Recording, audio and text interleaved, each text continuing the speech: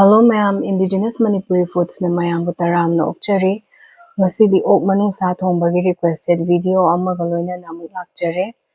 Yamnasu haobane aduga manungsagi manamdo aduga amata leitabane. Adudi akhoi haunaba tawrase. Ngasi thongdoi manungsha se mathau kaya yawbo oide khara nauriyebako sa se aduna thau khara hapcharage. Acha thau se mulle aduna tej pata gulmirch Jeera mapum aduga Cinamon stick se hapcharage.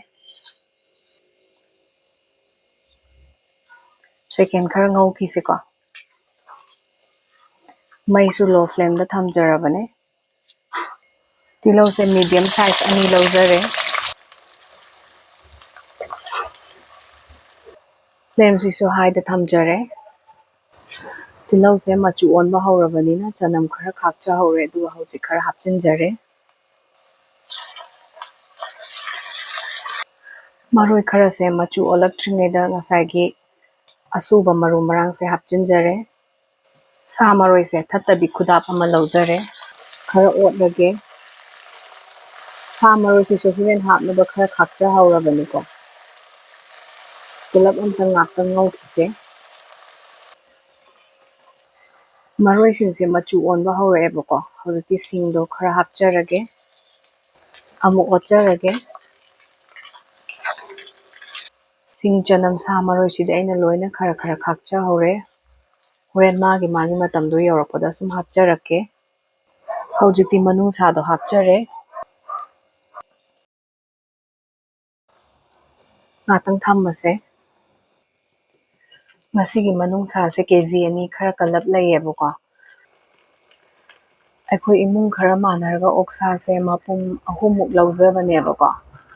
Aduga marin ayambadi aina pujare ai requested video laibanina ko. Manungsha thongbirao haibirapado yamna harawe ko. Aisu thongbagi tanjado phangjare. Haujikan se ok se nai khotle na pau yam tabaduda sa se leiraga chabado dude khoi mitna khongna udabanina naramgadra naramoidra khangdedana ko. Aduna akhoi mit khongna uba khangnaba midagi laujabane sa se aduna khara sum freezer da store tawre aduga smoke box su khara semjare ko. Recipe sum hapcharake. Housing matam se mayam su leiraga chaba matam da cheksinbiyo. Marak ta sum khara otse. Kaigumba manungsha sida thau yam thokadaba lawbiba taradi thau sum haptrasu ngawbada yabane. Minute 10 gi matungda thum hapchinjarage. Mathak makha ola ga phasana utpirase.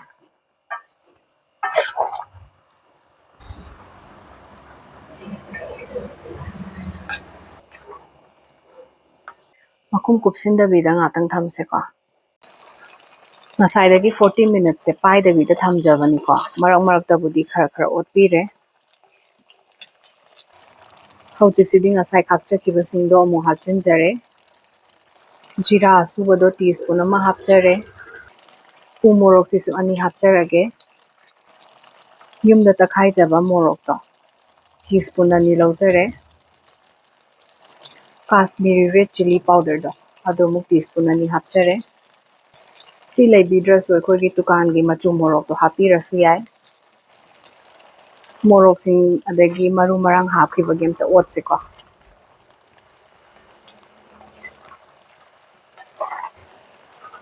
Manungsha gumbasidi khara manam kallidana ko mayamna sum khangbiri dungai. Sengdokpa matamda phasana manung mapan se onthoga sengdokpiramgani ko mayam su chap manai khoi ka.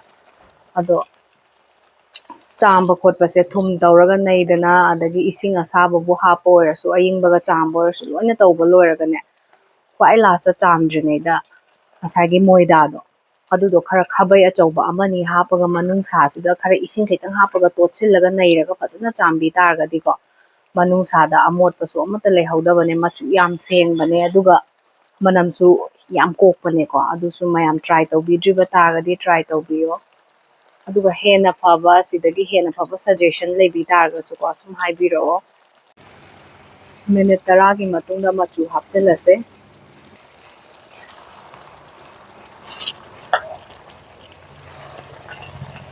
ꯃꯈꯥꯁꯦ ꯈꯔ ꯅꯞꯁꯤꯟꯕ ꯍꯧꯔꯦ ꯑꯗꯨꯅ ꯃꯩꯁꯦ ꯃꯤꯗꯤꯌꯝꯗ ꯊꯝꯖꯔꯒꯦ ꯃꯍꯤꯁꯦ ꯈꯔ ꯀꯪꯕ ꯐꯥꯎꯕ ꯉꯧꯈꯤꯁꯦꯀꯣ ꯃꯁꯥꯗꯒꯤ ꯊꯣꯛꯆꯔꯛꯄ ꯃꯍꯤꯗꯨꯅꯦ ꯑꯩꯅ ꯑꯦꯛꯁꯇ꯭ꯔꯥ ꯑꯃꯠꯇ ꯍꯥꯞꯆꯤꯟꯗ꯭ꯔꯤ ꯃꯆꯨꯝꯁꯦ ꯈꯔ ꯀꯪꯊꯍꯟꯁꯦ ꯃꯤꯗꯤꯌꯝ ꯐ꯭ꯂꯦꯝꯗ ꯃꯤꯅꯤꯠ 10 ꯑꯃꯨꯛ ꯉꯧꯖꯔꯦꯀꯣ ꯃꯍꯤꯗꯣ ꯂꯣꯏꯅ ꯀꯪꯉꯦ ꯍꯧꯖꯤꯛꯇꯤ ꯊꯥꯎ ꯈꯛꯇ ꯉꯥꯏꯍꯧꯔꯦ ꯃꯍꯤ ꯍꯥꯞꯆꯤꯟꯅꯕ ꯇꯧꯔꯁꯦ ꯄꯨꯡ 2 ꯃꯨꯛꯇꯤ ꯉꯧꯖꯔꯛꯑꯕꯅꯦ ꯑꯗꯨꯅ ꯃꯍꯤ ꯌꯥꯝꯅ ꯍꯥꯞꯆꯔꯔꯣꯏ ꯍꯥꯏ ꯐ꯭ꯂꯦꯝꯗ ꯊꯝꯕꯤꯔꯁꯦ ꯃꯍꯤ ꯍꯥꯞꯄꯒꯤ ꯑꯝꯇ ꯑꯣꯠꯆꯔꯒꯦ ꯄꯨꯡ 2 ꯃꯨꯛ ꯉꯧꯕꯒꯥꯏꯁꯦ ꯁꯨꯝ ꯆꯥꯕꯗꯤ ꯌꯥꯔꯕꯅꯦꯀꯣ ꯑꯗꯨꯕꯨ ꯁꯥ ꯈꯔ ꯆꯥꯎꯕꯁꯤꯗꯤ ꯑꯩꯗꯤ ꯈꯔ ꯐꯖꯅ ꯊꯣꯡꯕꯗꯣ ꯄꯥꯝꯃꯦꯕꯀꯣ ꯑꯗꯨꯅ ꯃꯍꯤꯁꯦ ꯑꯃꯨꯛ ꯑꯦꯛꯁꯇ꯭ꯔꯥ ꯍꯥꯞꯆꯕꯅꯦ ꯁꯤꯃꯨꯛ ꯀꯪꯊꯍꯟꯖꯔꯒꯦ ꯁꯧꯔꯛꯏꯁꯦ ꯃꯤꯅꯤꯠ 15 ꯍꯦꯜꯂꯛꯑꯦꯀꯣ ꯑꯗꯨꯅ ꯃꯤꯠ ꯃꯁꯥꯂꯥꯗꯣ ꯇꯤꯁꯄꯨꯟ 1.5 ꯂꯧꯖꯔꯦ ꯃꯊꯛ ꯃꯈꯥ ꯑꯝꯇ ꯑꯣꯟꯊꯣꯛꯆꯒꯦ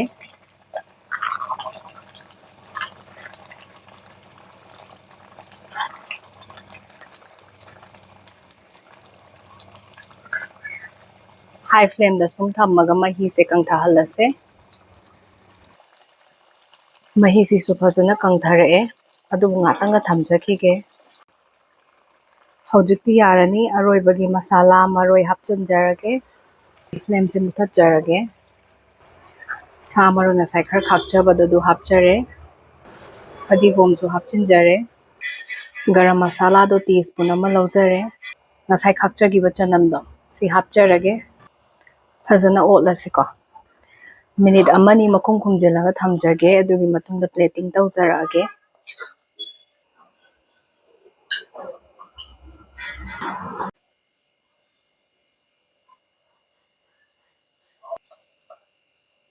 ꯆꯦꯅꯦꯜ ꯑꯁꯤꯕꯨ ꯂꯥꯏꯛ, ꯁꯦꯌꯔ, ꯁꯕꯁꯀ꯭ꯔꯥꯏꯕ, ꯀꯃꯦꯟ ꯑꯃꯁꯨꯡ ꯍꯥꯏꯞ ꯇꯧꯕ ꯀꯥꯎꯕꯤꯔꯝꯒꯅꯨ ꯃꯌꯥꯝꯁꯨ ꯁꯣꯏꯗꯅ ꯇ꯭ꯔꯥꯏ ꯇꯧꯕꯤꯌꯣ ꯑꯗꯨꯗꯤ ꯃꯊꯪꯒꯤ ꯕ꯭ꯂꯣꯛꯇ ꯊꯦꯡꯅꯔꯁꯦ ꯈꯨꯔꯨꯝꯖꯔꯤ